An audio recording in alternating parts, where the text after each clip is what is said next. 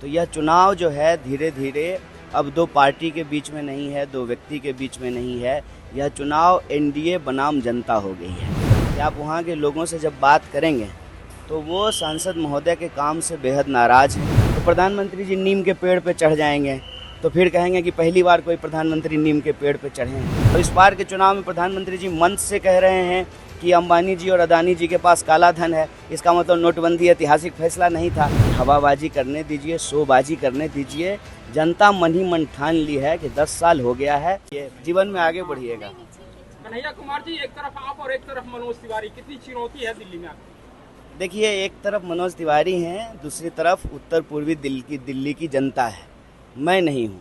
मैं यह बात इसलिए कह रहा हूँ कि आप वहाँ के लोगों से जब बात करेंगे तो वो सांसद महोदय के काम से बेहद नाराज़ हैं। उनकी शिकायत यह है कि 10 साल में मनोज तिवारी जी दिखाई नहीं दिए, लोगों के सुख दुख में खड़े नहीं हुए और वहाँ के लोगों की जो परेशानियाँ हैं, चाहे वो ट्रैफिक की समस्या हो, जलभराव की समस्या हो, डीडीए की मनमानी हो, किसी भी चीज़ में सांसद महोदय जनता के साथ खड़े नहीं होते हैं। तो यह चुनाव जो है धीरे धीरे अब दो पार्टी के बीच में नहीं है, दो व्यक्ति के बीच में नहीं है। यह चुनाव एनडीए बनाम जनता हो गई है। सर, कल प्रधानमंत्री का रोड शो था पटना में और भाजपा वाले लोग दावा कर रहे हैं कि ऐसा ऐतिहासिक रोड शो हुआ है कि लोग देखते रह गए। और अरे भाजपा तो प्रधानमंत्री जी के बारे में कुछ भी ऐतिहासिक बोल देती है। कल मैं भी सुन रहा था, बहुत सारे पत्रकार भी कह रहे थे कि पहली बार पटना में किसी प्रधानमंत्री ने रोड शो किया है।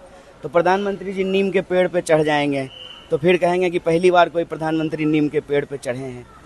इस तरह से इतिहास नहीं बनता है।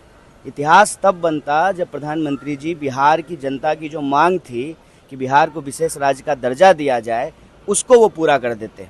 और यह मांग जो है खुद उनके घटक दल के नेता श्री नीतीश कुमार जी ही कर रहे थे, तब इतिहास बनता है। इस तरह से इतिहास नहीं बनता है कि आज प्रधानमंत्री जी जो है नीम के पेड़ पे चढ़ गए, परसों जो है प्रधानमंत्री पीपल के पेड़ पे चढ़ गए, इससे इतिहास बनता है। इतिहास तब बनता है जब कोई आप ऐतिहासिक फैसला लेते हैं, जब कोई आप ऐतिहासिक निर्णय लेते हैं। और जिसको वो ऐतिहासिक बता रहे थे खुद उसके बारे में बोलना बंद कर दिए हैं। नोटबंदी को भी ऐतिहासिक बता रहे थे ना, तो जब नोटबंदी हुआ तो क्या कहा गया, काला धन समाप्त हो जाएगा। और इस बार के चुनाव में प्रधानमंत्री जी मंच से कह रहे हैं कि अंबानी जी और अदानी जी के पास काला धन है। इसका मतलब नोटबंदी ऐतिहासिक फैसला नहीं था। इस तरह से इतिहास नहीं बनता है। एक दावा और किया है प्रधानमंत्री ने कल की भाजपा और एनडीए के कमिटमेंट को बिहार की जनता देख रही है, आरजेडी और कांग्रेस के तुष्टीकरण को भी देख रही है। वही कमिटमेंट तो हम पूछ रहे हैं सर। कमिटमेंट था ना बिहार को विशेष राज्य का दर्जा देने का, क्या हुआ उस कमिटमेंट का? स्मार्ट सिटीज़ का क्या हुआ? जो सांसद गांव अच्छा, आप लोगों को याद होगा कि सांसद लोग गांव गोद लिए थे।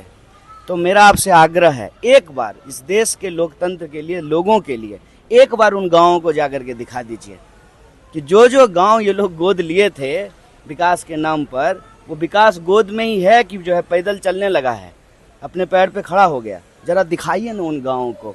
सारे सांसदों ने जो है गांव गोद लिए थे।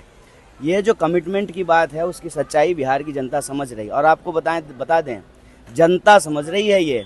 इस बार का चुनाव जो है ना, दो अलायंस के बीच में और दो पार्टी के बीच में नहीं हो रहा है। इस बार देश की जनता एनडीए के सामने लड़ रही है। अपना खाना खा करके चुपचाप जा करके वोट कर रही है, क्योंकि उनको महसूस होने लगा है कि देश में तानाशाही बढ़ रही है। और जिस तरह से बीजेपी सांसद का लड़का बूथ को कैप्चर करके हाथ में ईवीएम लेकर के वीडियो बना करके कहता है कि ईवीएम मेरे बाप का है, इसको जनता समझ रही है। इसीलिए मैं कह रहा हूँ कि हवाबाजी करने दीजिए, शोबाजी करने दीजिए। जनता मन ही मन ठान ली है कि 10 साल हो गया है। समय समय पे सत्ता बदलते रहनी चाहिए, रोटी पलटती रहनी चाहिए, नहीं तो रोटी जल जाती है और सत्ता निरंकुश हो जाती है। मुंगेर में आज वोटिंग के दरमियान जो है कुछ उपद्रवियों ने हंगामा किया है। कहा जा रहा है बीजेपी एनडीए की तरफ से कि राजद के लोग ऐसे ही उम्मीदवार खड़े करते हैं। गजब बात है। मैंने सरकार आप चला रहे हैं, लॉ एंड ऑर्डर आपके हाथ में है, गृह मंत्री आप हैं, पुलिस आपके अंडर में है, मतलब और आरोप जो है विपक्ष पे लगाएंगे।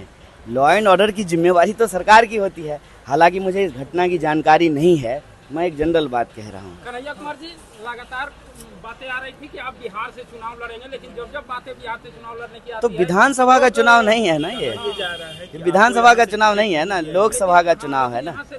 जब भी आप बातें करते हैं तो लड़ने लोग की यहाँ तो से लोग यहाँ से बाहर आपको- भेज दिया नहीं नहीं, बाहर देखिए, बाहर जाना तो देखिए अब हर बिहारी की जो है सच्चाई हो गई है। वो पढ़ने के लिए बाहर जाना पड़ता है, नौकरी करने के लिए बाहर जाना पड़ता है, वो एक अलग बात है।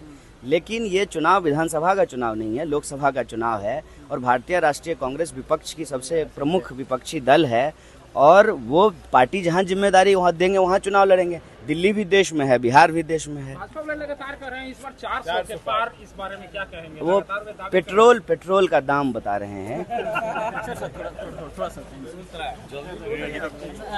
कन्हैया कुमार जी हमारे साथ हैं, हम बात करेंगे। देखिए